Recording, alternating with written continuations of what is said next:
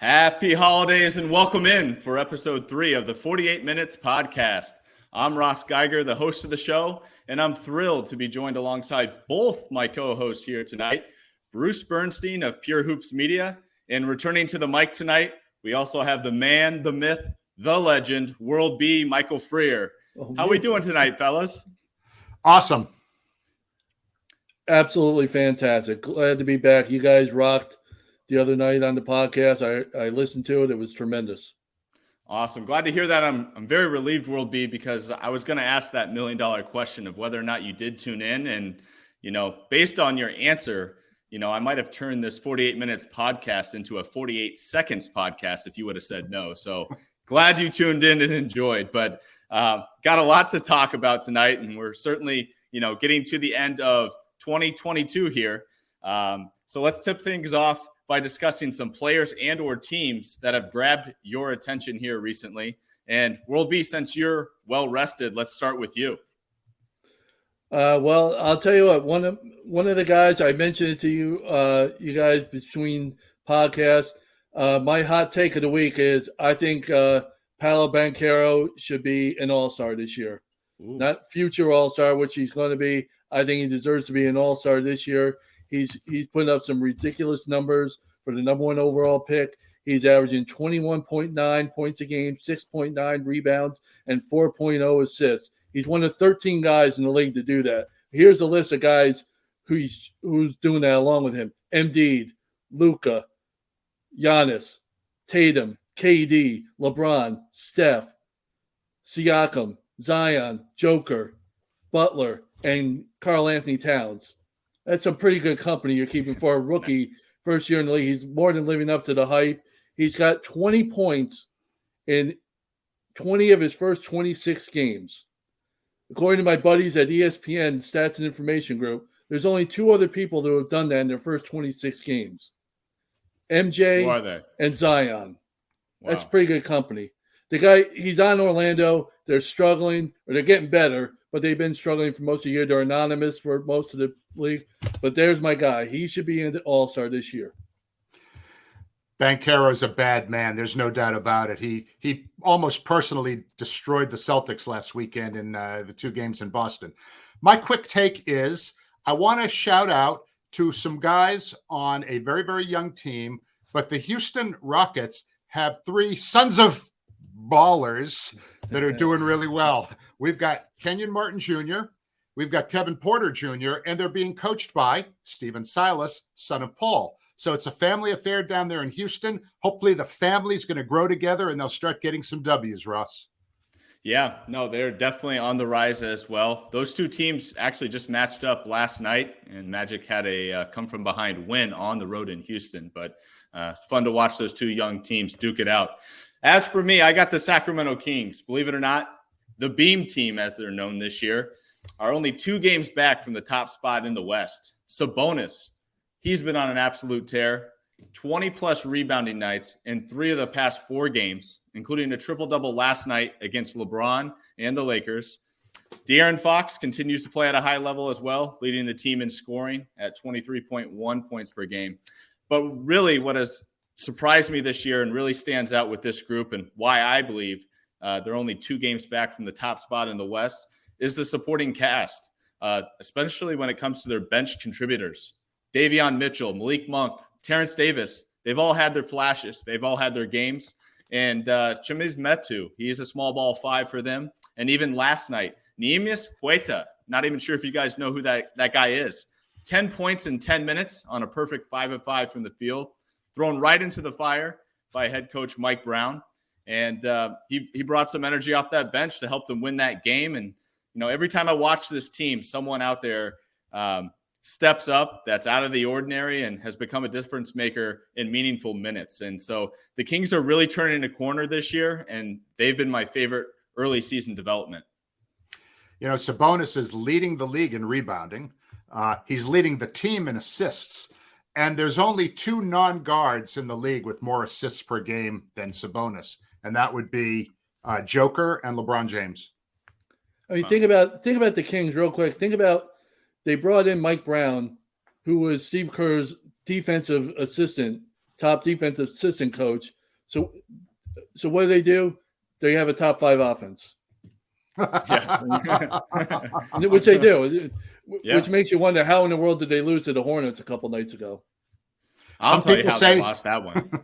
Some people say defense leads to offense. Sorry, Ross, go ahead. Absolutely.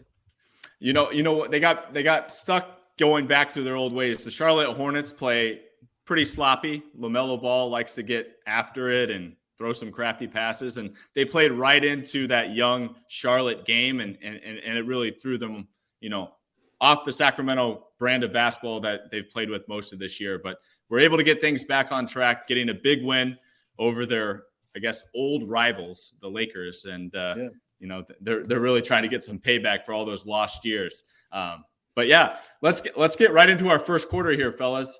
The Eastern Conference, the teams, the standings, they remain on fire right now, except for the reigning Eastern Conference champion, Boston Celtics. Bruce's squad once again at home. Bruce, what happened the other night against the Indiana Pacers? Well, after the 2 losses against Orlando, Marcus Smart called out the team for getting outworked. And guess what? He didn't play last night or Wednesday night. And did they ever get outworked? They were down 28 points at halftime, and it felt like it was more. I don't know if they're believing their own press clippings, and they got off to this start, and everyone said, oh, you got the greatest offense in the history of the world, and blah, blah, blah, blah, blah. And it's like, guess what, fellas? You got a target on your back every night now because you are one of the top teams. So if you're not going to bring it, then these teams that are hungry are going to come and eat your lunch. And that's what happened against Indiana. You talk about the Celtics. They went from as you said, the offense at a historic pace to having the worst offense this month. They're at the bottom in offensive efficiency this month. It's just ridiculous how far they've fallen in less than 3 weeks, or barely 3 weeks. But you talk about those teams, the top 6 teams. Here's how they've done their last 10 games: Milwaukee 7-3, Boston 4-6, Cleveland 7-3, Brooklyn 9-1, Philly 7-3, the Knicks 8-2. All of them are on a roll here, and the key for all these teams is defense. Milwaukee's number 3 in defensive efficiency. Boston's in the top 10 now; they're number 7. Cleveland's number 1. Brooklyn is number 13, but they're climbing, as we talked about recently. You have the Philadelphia Sixers, who are number 2, 76ers, excuse me, and the Knicks are top 10. All defensive teams are key in this run by all the top 6 in the East. Yeah, I mean, I think it all starts on the defensive end. And what's very interesting about this Celtics team, as I know we'll all remember, is last year they kind of struggled out of the gates and then picked it up mid-season and really got their defense going and rose right to the top of the defensive categories. And that's what led to their success in the playoffs. I feel like we're seeing a little bit of a shift this year of starting the year hot, and now they're kind of getting a little colder. So they've got to figure out something here soon, especially since the fact they did get back Time Lord, guy that's supposed to be helping them on defense. And, Marcus Smart being out definitely hurt them, but they should not be losing at home to a team like the Indiana Pacers. As good as some of those guys have played and some of the upset wins they have, just very surprised how Boston has responded back at home after the West Coast swing. They could have had Marcus Smart. They could have had Maxwell Smart. They could have had Gene Smart. Shout out Hacks. They still would have got their butts kicked last night because Indiana just took it to them. Tyrese Halliburton leading the way. Yeah, and another big game to mention amongst those top teams. Last night, the Cleveland Cavaliers defended home court, beating the Milwaukee Bucks. Giannis was unbelievable. I think he ended with 45 points, but it was not enough. I watched that game, at least the second half of that, and every time that the Bucks went on a run, they had a counterpunch. The Cavs just continued to respond, and the Bucks really didn't get back into it until the final minutes of the game, and still didn't really seem like the momentum was shifting there. So got to give credit to that young Cleveland team that continues to soar up the leaderboards. They have the offensive pieces now, as you guys mentioned a couple days ago, with Garland and Mitchell. It's a tremendous backcourt, but it's all about the defense with them. I think it was last year. That's how they got back into the playoff picture, was having a great defense. And, it really I was really impressed when they lost Jared Allen a few weeks ago, and Eric Mobley, Evan Mobley, excuse me, who had been struggling for beginning of the year, got put into the center spot, and the defense picked right up as soon as he got to play the 5. They played really good defense. His game picked up. So, I mean, that was really something. Now everybody's getting healthy, and they have the defense like they did last year, but now they have offensive pieces to go along, and they're going to be a factor in this East, which looks like it's going to be tight. They're the kind of team that will give a team like Boston fits. I think Milwaukee's better suited to deal with them because Giannis can deal with those bigs. But, guys like Allen and Mobley, those are the guys that give Boston trouble. So I don't think Boston wants any part of those guys in the postseason. In fact, they've already lost to them twice. Their first couple losses of the season were against Cleveland. So, and I love watching Darius Garland. I've nicknamed him Kyrie Irving 2.0. That's what his game looks like to me. And the Brooklyn Nets, we can't go on without talking about Brooklyn. Last night they had the short-man Warriors on their home floor at the Barclays Center. I think they put up like 94 points in the first half. 91 points. And World B, I'm sorry I'm putting you on the spot here, but you did send us a text message last night. What'd you say the halftime deficit was for the two teams that were in the finals? I think I had to go back. I think it was 62 combined between the two of them. The two teams that made the finals last year were combined trailing by 60. I want to say 62 at the half. It could have been more. It was 68. 68. Boston was down 28 and Brooklyn was ahead 40, 91-51. I mean, it's incredible. I mean, that's the third most points any team has ever scored in the first half against the defending champs. I know they had basically a JV team out there, it seemed like, with everybody sitting.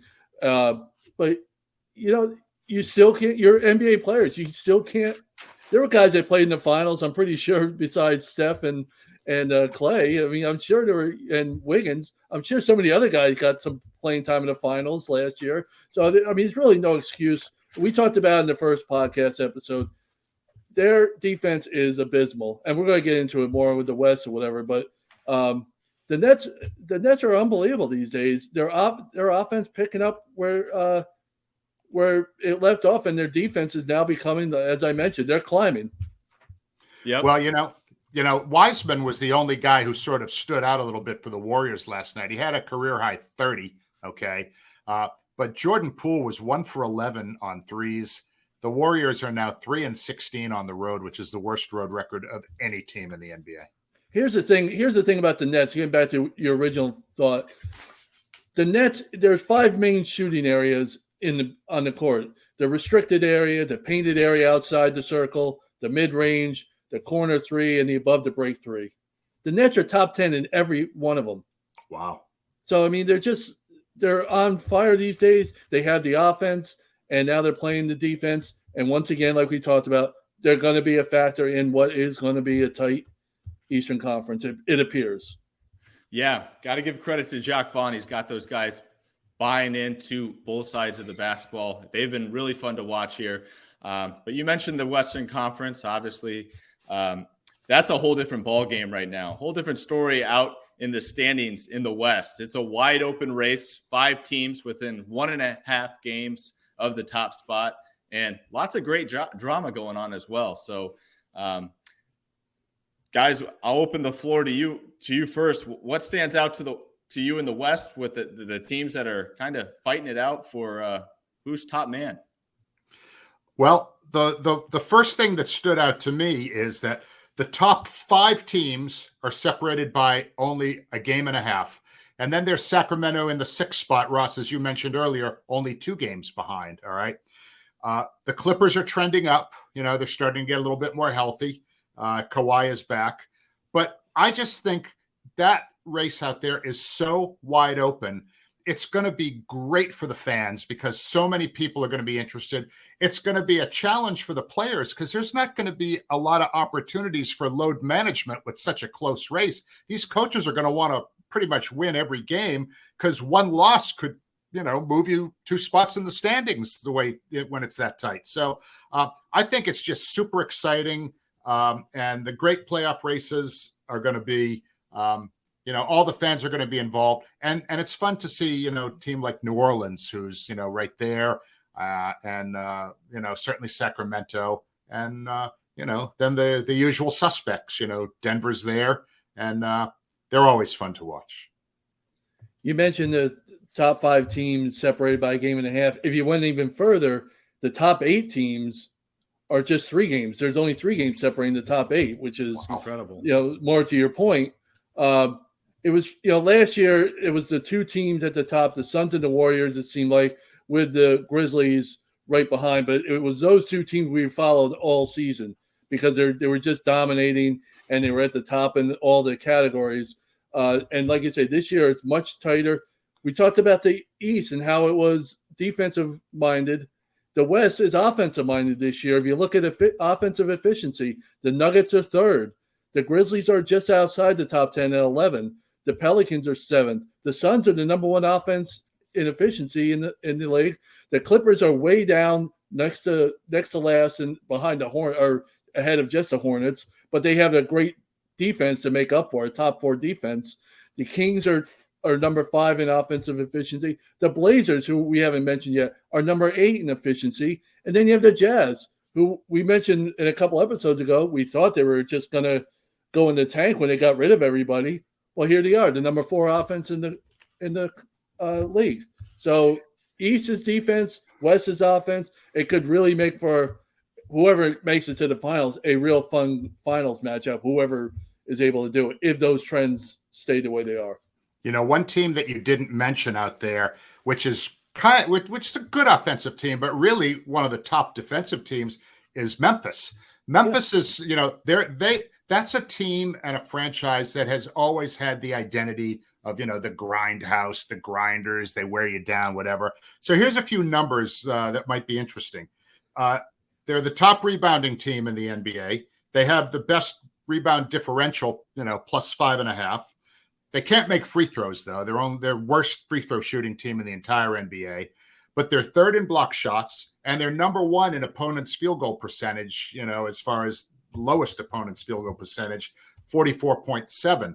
So, I always love to cite one of my mentors, Dr. Jack Ramsey, who always told me the most important defensive stat is opponent's field goal percentage. And so Memphis is right up at the top there. And of course, they're led by the electric Ja Morant, who's scoring 27, but they're not crushing him as far as minutes. He's only playing 32 minutes. So, he should be fresh, pretty much for the stretch run. But I always look at that team and I say, they're scary. I'll tell you this real quick. They're one of my favorite teams when I have to write the reports I have to write for these announcements. They're one of my favorite teams to write about because offensively, they're one of the most efficient teams in the league, and they're a terrible shooting team. They're down. They just are. There's just no way around it. They're 20th in effective field goal percentage this year. And how do they?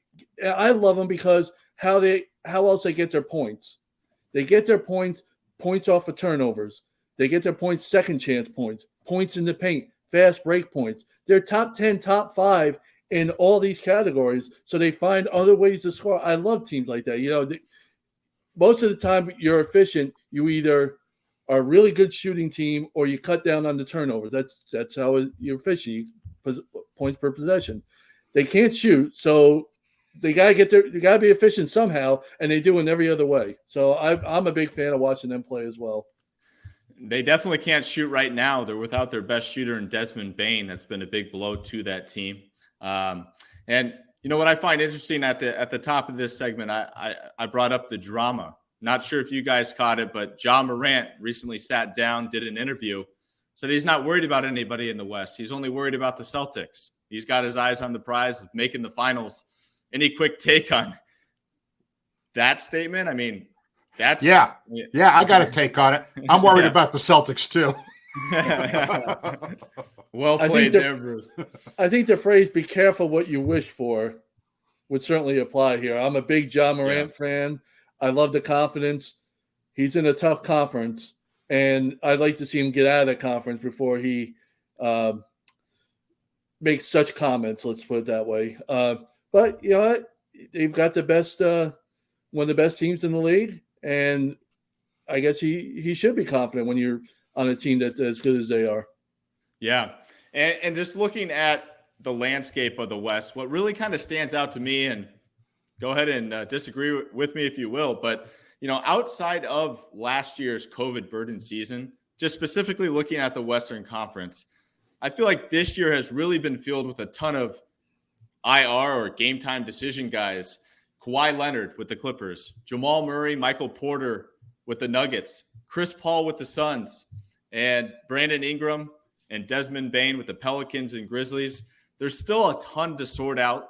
I mean, we haven't even seen a lot of these teams fully staffed for enough games to really gel together. So, buckle up. I think the Western Conference is going to be a wild ride till the finish. And to Bruce's point earlier, these guys are not going to be able to rest down the stretch. I mean, the race is too close. They're going to get some of these guys back healthy, and they're going to really have to push them to kind of stay in the race. And go ahead, Michael. I'm saying we mentioned the Warriors at the top, but we didn't mention them in this conversation. Imagine when they get healthy, they're outside the playoff picture, how hungry they're going to be to try and make they're not just going to give up on the season because they're struggling right now. You got to believe they feel like if they can make the playoffs, they can make a run. So, we mentioned these other teams, and we haven't even talked about the Warriors. So, yeah, there's more down at the bottom that could be climbing up as well. I want to keep my eye on the Clippers, okay? They're 19-14 now. They've won 5 out of their last 6, and that's a team that's been decimated by injuries. I mean, Kawhi Leonard's missed 21 out of their 33 games. Norm Powell's missed 10 out of their 33. PG-13's missed 10 out of 33. They have had, some excellent work from Ivica Zubac, who's averaging double-double, 9.9 points and 10.7 rebounds. He's been out there. He's only missed 2 games. And the guy that I'm really, really happy for on that team is John Wall. He's been such a spark plug off the bench for those guys. He's averaging 11.5, 5.5 assists in 22 minutes a game. Okay. Those are big numbers for 22 minutes of playing time each night. And given what a great player he was earlier in his career and the injuries and the kind of BS that he went through in Houston, where they kind of just gave him a timeout for pretty much most of the season, you got to be happy for a guy like that who's contributing. And I say watch out for the Clippers. They do have guys who've been there. I agree, Bruce. I mean, they're one of the deepest teams in the league, especially when you look at the names on that roster. My only concern, and it hasn't been a problem thus far, as you mentioned, Zubac. He's been solid all year long. But if he were to go down, they really don't have a backup 5. You got to remember they lost Isaiah Hartenstein to the Knicks. Shockingly, he hasn't been playing too well in New York. But I do think they need to invest in trying to find another big guy to kind of get Zubac off his feet at times, because he's playing some heavy minutes for that club, playing it exceptionally well. Just a little concerned about how many miles you put on him before the playoffs begin. All these great offenses we mentioned in the West, and I mentioned now the Clippers are so bad offensively, but they're the best defensive team in the West, and in my opinion, when they're all healthy. And you ask any of those other teams if they want to face the Clippers in a series with the defense, with those guys all healthy, I'm fairly certain they want to look at somebody else before they get to the Clippers. Yeah, we haven't even talked. I'm sorry, Russ. Go ahead. I was just going to add one more point on the Clippers. They have the luxury of having 2 late game scorers that have ice in their veins too, PG-13 and Kawhi. Kawhi can give you more of the low post, back down fadeaway shots. And of course, from the outside, there's not too many guys down the stretch, maybe Damian Lillard and Steph Curry. And then I'd put Paul George up there as a deadly 3-point shooter with the game on the line. Go ahead, Bruce. Ross, we haven't talked about your beloved Phoenix Suns. Actually, they're not your beloved Phoenix Suns. I know that that's Milwaukee. Yep. But are they kind of getting their equilibrium back here? Or because they started off well, then hit a little rough spot, and Booker had the big game and the whole New Orleans thing. They were my preseason pick to come out of the West. I'm not feeling as confident about it, although I'm not ready to throw them under the bus yet. What's your take on them? You see them pretty much every game.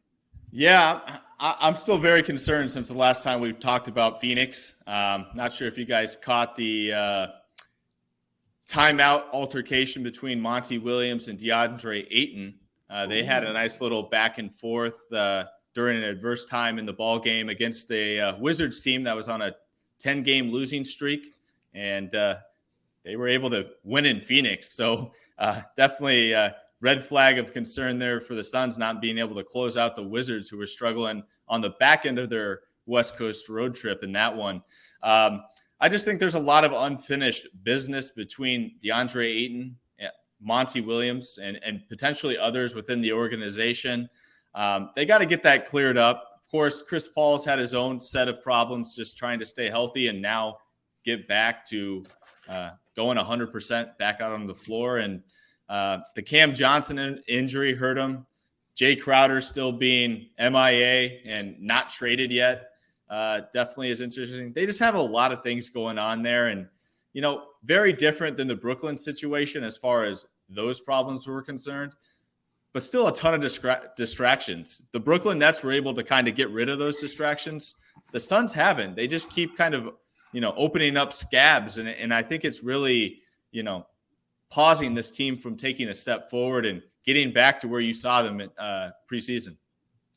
Well, I think the difference between the chaos of the Nets and the Suns, for me, I can't speak to the Suns situation, front office, whatever, but I know the Nets GM and ownership really made those guys, especially a guy like KD, accountable when he went and demanded a trade during the summer, and they got him back on, on track, to a team. And same thing with Kyrie. They didn't, I don't want to say kiss his butt or anything. I don't know what the phrase would be, but they didn't buckle under to what they had a plan that they wanted to do. And it involved those two, and they needed to keep them in there, and they got that point across to them. And those guys, since Kyrie's come back from his hiatus, if you will, they've really been one of the top teams in the league. And I can't speak to the Sun situation, but they had the ownership issue, which we're going to talk about later on here, since before the season started. So I don't know how much of an impact that's had on everything. I think to your point, Jay Crowder being out at training camp, which was another distraction, but they thought Cam Johnson would be able to fix that, and then he gets hurt. It just, that ruins their lineup a little bit. It just messes with their lineup a little bit. I wouldn't say ruins. The other team we haven't mentioned, the Denver Nuggets. They're the top team in the West, and we haven't even discussed them. And I'm not going to say much about them outside. I love Jokic and all his, his game, but I'm not really going to take take the Nuggets seriously until they decide they want to play some defense. They're a terrible defensive team right now. They just are. Can I channel World B. Freer for a second and give you a number about Jokic that I think is just, I don't know. I mean, when you look at his numbers, you always kind of say, wow. But okay, he's got 6 triple-doubles this year. Okay. He had 5 other games where he missed a triple-double by either 1 point or 1 rebound. So he had a double-double plus 9 in 5 other games. So on a nightly basis, it's like this dude, man, I mean, he's selling a lot of league passes. That's all I got to say, because it's just such a treat to watch that guy play. It really is. And another treat to watch on Denver this year, I mentioned him last broadcast, Aaron Gordon. I mean, he has played exceptionally well for that ball club this year. Michael Porter Jr. with his max money should be taking him out to dinner every week, because this guy is keeping the pressure off Porter. He's fulfilling everything you could ask for from him, from a percentage standpoint, from scoring, from defense. And he's the reason Joker's been able to be so successful as well with the assist numbers. I mean, he's always moving off the ball. He's slashing, cutting. And of course, he knows if you do those type of things, Joker will find you. So Aaron Gordon has been huge this year. Jamal Murray's had his moments of stepping up, making some clutch shots. But those two, boy, I think talk about all-stars. I think at least as an all-star replacement, Aaron Gordon's got to be in the conversation, considering where the Nuggets are in the standings and the improvement he's made this season. Here's something real quick to your point, Ross. I mentioned in our debut episode how much the Joker has meant to the team offensively, how much of a difference on the court and off the court. When he is on the court, they are scoring 21.6 points per 100 possessions more than when he's off the court, which is the tops in the league. It's ridiculous. Number 2 among the Nuggets players is Aaron Gordon. When he's on the difference between him on the court and off the court for the Nuggets offense is 17.3 points per 100 possessions. He's a tremendous, impactful player on that team, to your point. And I don't know where he fits in the all-star scheme or anything like that, but he's definitely, to me, he's having his best season of his career. Great points there. And that leads us right into our next segment here, Bruce. I let you definitely let us know what's going on down south with the Atlanta Hawks. Let's start our third quarter with the Hawks. So their president of basketball operations, Travis Schlenk, is moving into a senior advisory role with the team. And general manager and former Knick great Landry Fields is now, moving on up and taking over the day-to-day basketball operations. Timing, kind of interesting. Trade deadline still about a month and a half away. Hawks have spent most of the year around 500, and they've been heavily involved in trade rumors with, John Collins being the main guy. But to me, what's interesting is a couple weeks ago, Nate McMillan and Trae Young got into a little thing where they say there was miscommunication. There's clearly some tension there. So now the guy who hired Nate McMillan is now gone, okay, or at least he's moved upstairs. So I'm wondering, is this, are there storm clouds on the horizon as far as Nate McMillan's future there? If he's not getting along with their star player and his boss who hired him is gone, should Nate, is the seat heating up underneath him, guys? What do you all think? Well, I'll tell you this. When that incident went down, it was believed at that time because Nate had the support of the front office that they were going to take his side of it, and that was going to be, everything was going to be fine and dandy, and then was going to fall on Trae Young. And as to if you're assigning blame to what happened. And now to your point, everything's up in the air at this point.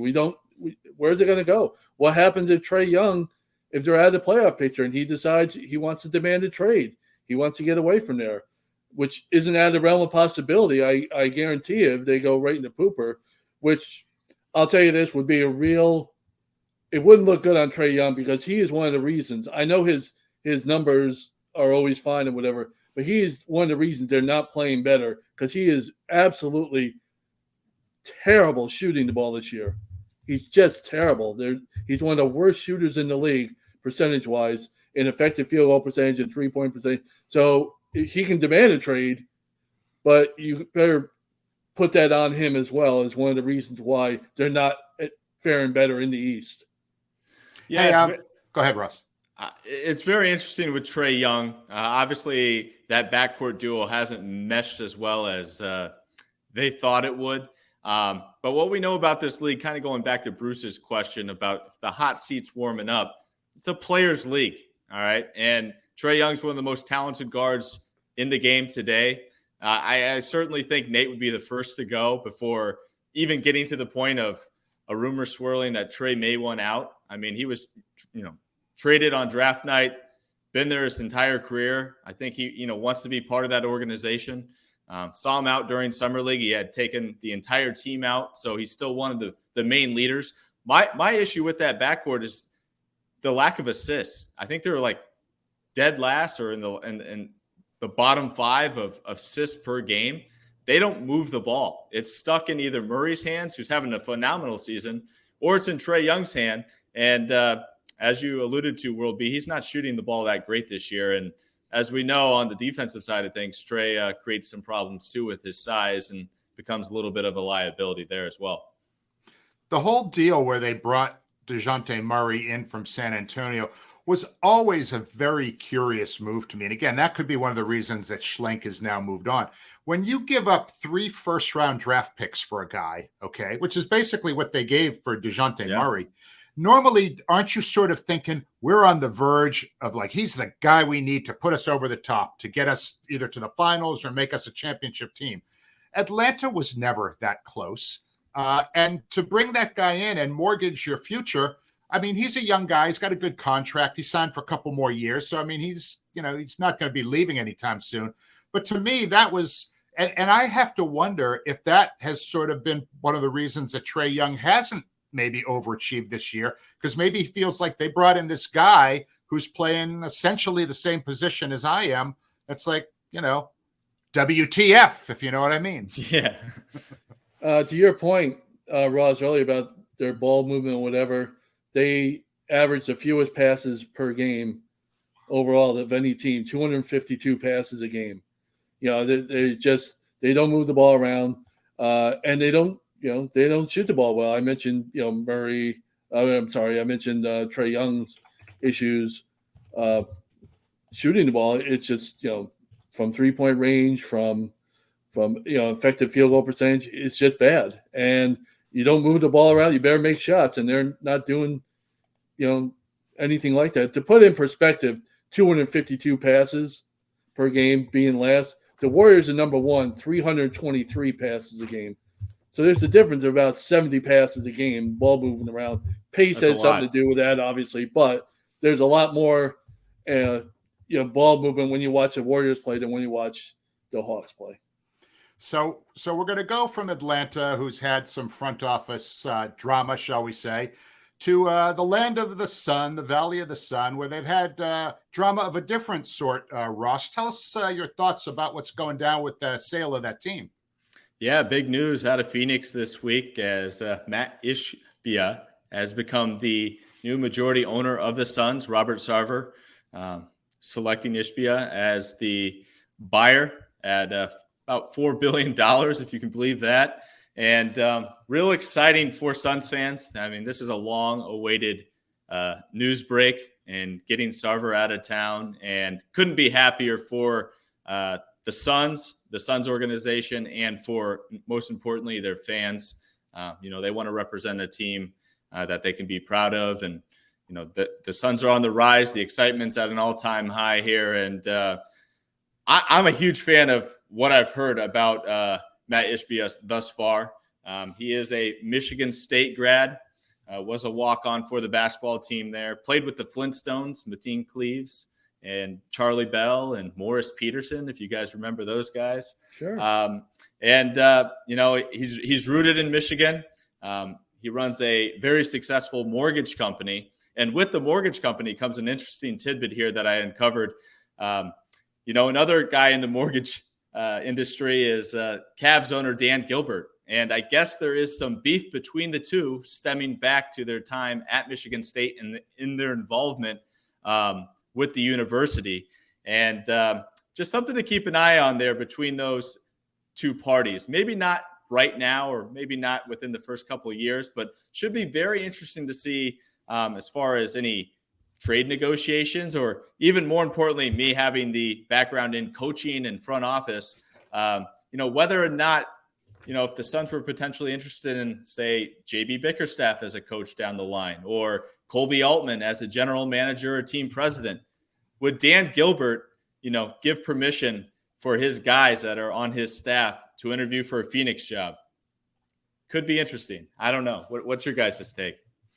Given that one of the reasons that Sarver had to sell the team was because of his treatment, prejudice, shall we say, against African Americans, and certainly there was some sexual harassment allegations against some of the female employees. As far as we know, there's nobody that's on the part in the partner group that is a minority. And again, I don't think there's anything written anywhere that says there has to be. And, there could be very legitimate reasons.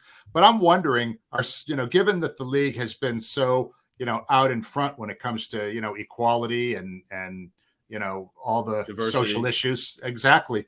I wonder if they're going to, if approval of the sale, if Ishbia is going to face any pushback. And if we see anybody added to the participation team over the next couple of weeks, and it turns out that they might, not be part of the original group. Keep your eye out on that and see if that maybe becomes an issue. Yeah, and with Ishbia too, one bit, and then I'll let you go, World B. Being a Michigan guy, do you guys know who is from Michigan on the Sun? You told us before the show, so you get to break not it. Not fair. Well, Devin Booker. So that's got to be an exciting piece there for Ishbia as well with those Michigan roots. His superstar within the organizations from Michigan. But go ahead, World B. What you got? Well, I was curious about, we mentioned in the last segment about one of the issues involving the Suns involved the sale of the team going on during the summer and all that. If that had an negative impact on the team, the chemistry and everything surrounding it. Well, I'm wondering, can this possibly serve as a spark to the team? Is it possible an ownership change mid-season can provide that for a team? I don't know if it can or not. My initial gut would be no, but I don't know the relationship the previous owners had with the team as far as how they felt about them, and is this a relief? I don't know, but it's really it'll be interesting if this has any impact in a positive way on a resurgence for the Suns.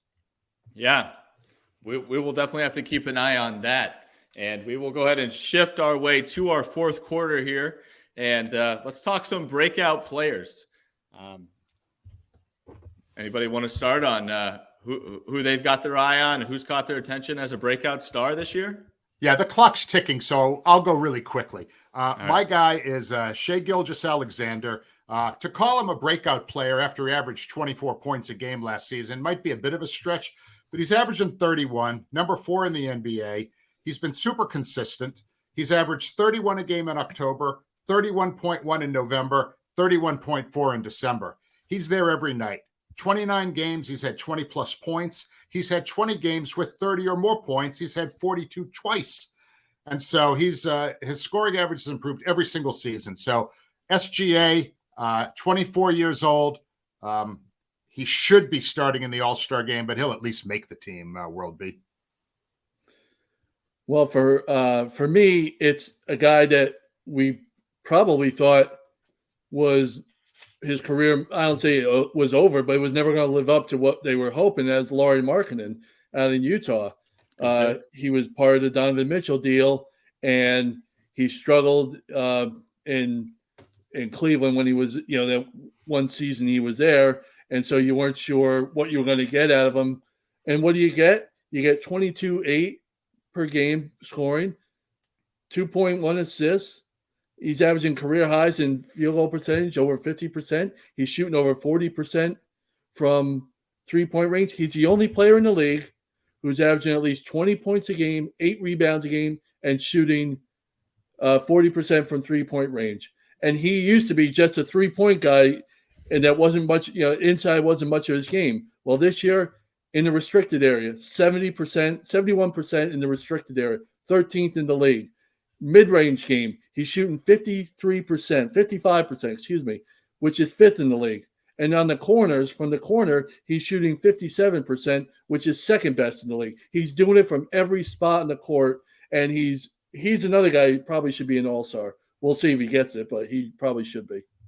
Yeah, and speaking of a game, I want to play a quick game. Simon says that my breakout player is in Portland. That is Anthony Simons, ladies and gentlemen.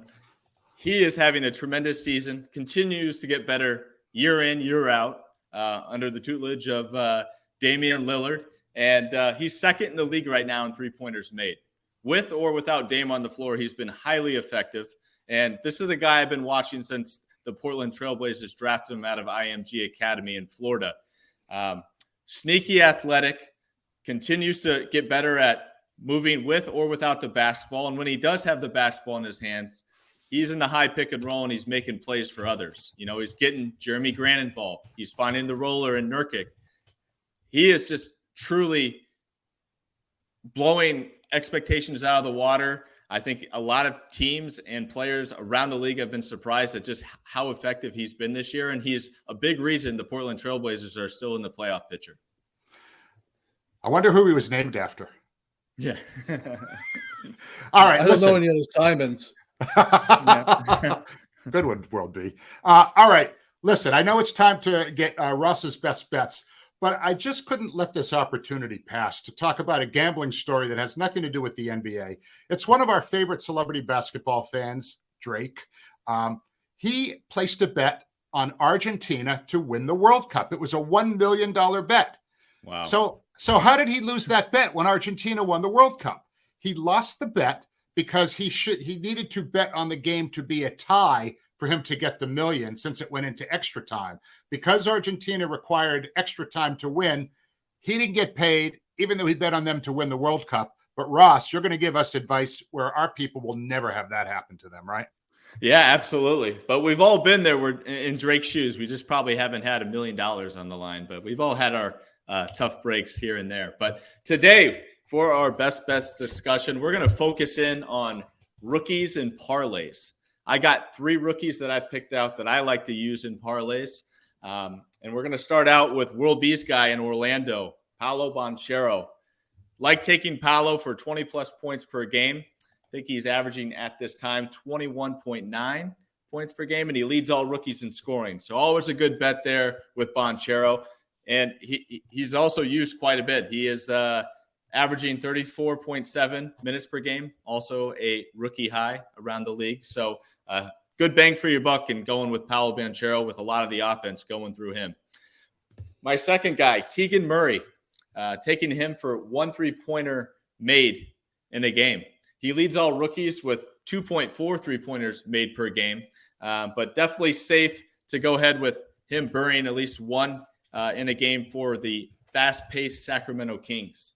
And lastly, out in Detroit, we got the youngest rookie in this draft class, Jalen Duran. He leads all rookies at 8.2 rebounds per game. So if you're able to go ahead and bet Jalen Duran at 7 or 8 rebounds per game, definitely a good bet there. He has just entered Dwayne Casey's starting lineup, earning more minutes, and he's on the rise. They're going to continue to play him. Ivy can't really shoot the ball yet, so there's rebounds to be had.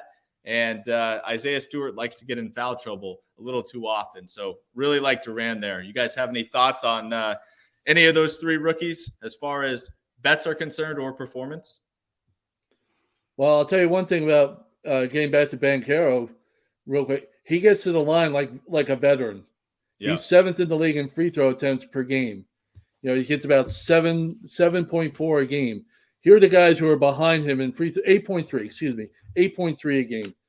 He's getting the line more often than Tatum, than DeRozan, than Zion, than Jimmy Butler, than KD. He's getting veteran treatment, and it's not just veteran treatment. He knows how to get the ball to the basket and draw the fouls. So he's going to have a good chance to score 20 plus every night, because one of the reasons being because of his ability to get to the line.